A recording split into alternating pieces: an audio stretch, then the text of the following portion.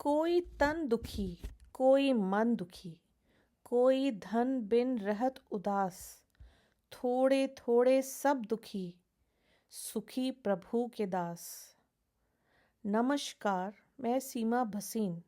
आज मैं आप सबके लिए जो प्रसंग लेकर उपस्थित हुई हूँ, उसका शीर्षक है महाभारत का सूक्ष्म विश्लेषण।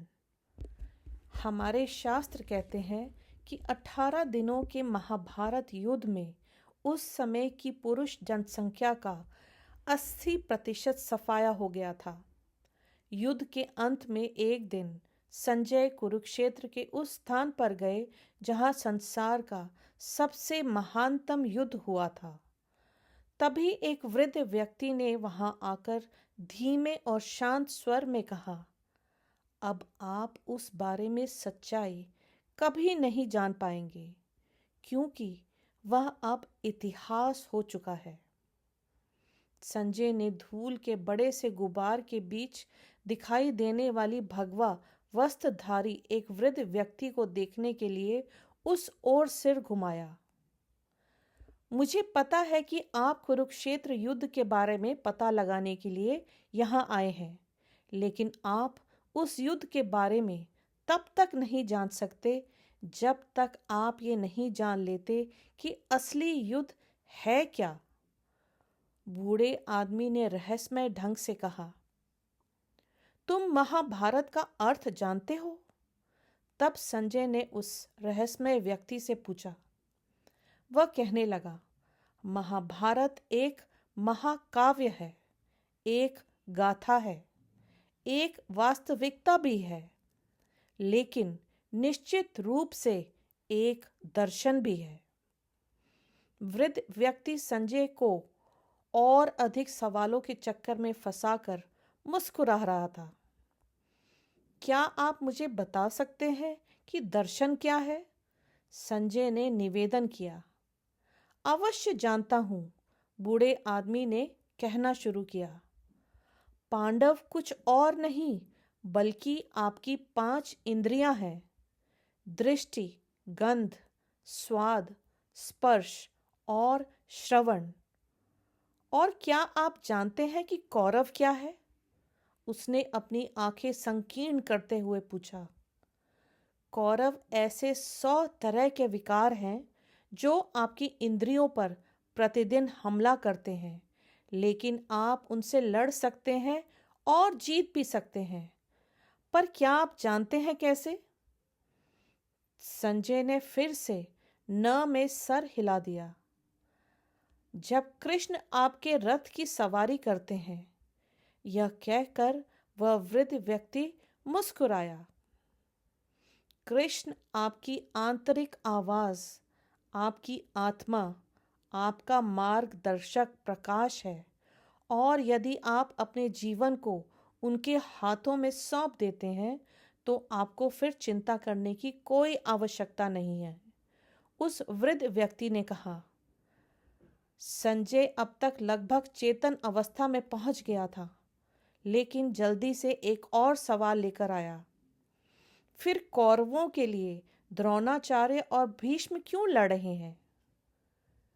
भीष्म हमारे अहंकार का प्रतीक है, अश्वत्थामा हमारी वासनाएं जो कि जल्दी नहीं मरती, दुर्योधन हमारी सांसारिक वासनाओं, इच्छाओं का प्रतीक है, द्रोणाचार्य हमारे संस्कार हैं, जयद्रथ हमारे शरीर के प्रति राग का प्रतीक है कि मैं ये देह हूं का भाव, द्रुपद वैराग्य का प्रतीक है, अर्जुन मेरी आत्मा है, मैं ही अर्जुन हूं और स्वयं नियंत्रित भी हूं, कृष्ण हमारे परमात्मा है, 5 पांडव 5 नीचे वाले चक्र भी हैं, मूलाधार से विशुद्ध चक्र तक द्रौपदी कुंडलिनी शक्ति है, वह जागृत शक्ति है जिसके 5 पति 5 चक्र हैं।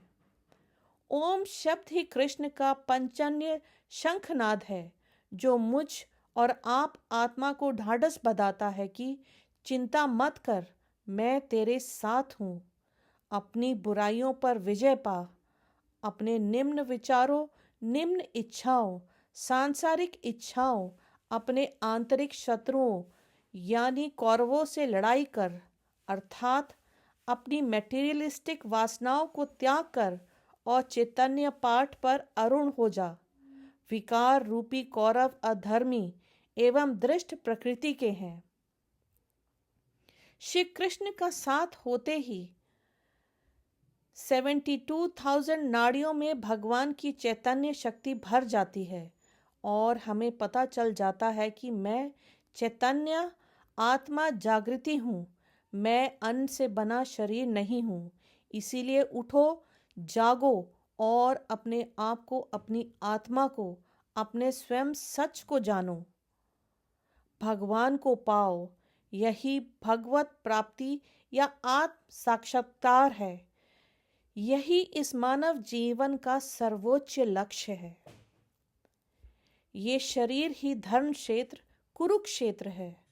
धृतराष्ट्र अज्ञान से अंधा हुआ मन है। अर्जुन आप हो और श्री कृष्ण आपके सारथी हैं।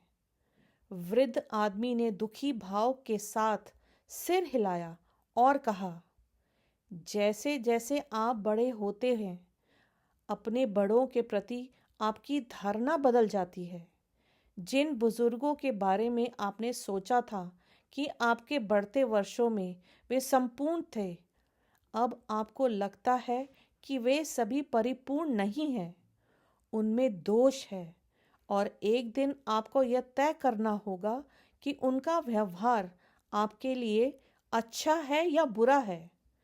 तब आपको यह भी एहसास हो सकता है कि आपको अपनी भलाई के लिए उनका विरोध करना या लड़ना भी पड़ सकता है।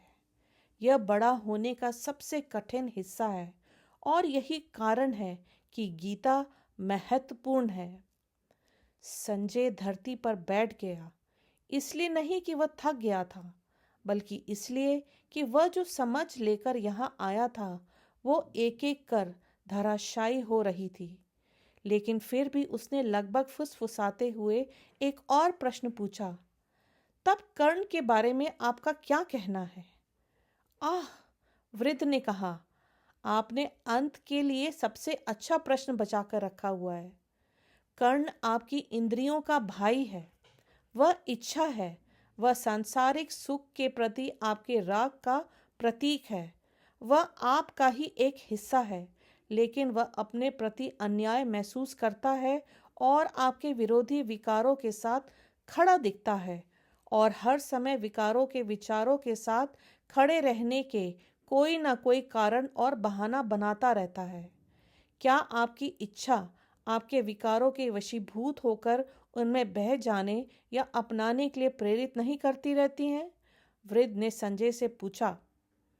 संजय ने स्वीकार में सिर हिलाया और भूमि की तरफ सिर करके सारे विचार श्रृंखलाओं के क्रमबद्ध कर मस्तिष्क में बैठने का प्रयास करने लगा और जब उसने अपने सिर को ऊपर उठाया, वह वृद्ध व्यक्ति धूल के गुब्बारों के मध्य कहीं विलीन हो चुका था, लेकिन जाने से पहले वह जीवन की वो दिशा एवं दर्शन दे गया था जिसे आत्मसात करने के अतिरिक्त संजय के सामने अब और कोई मार्ग नहीं बचा था।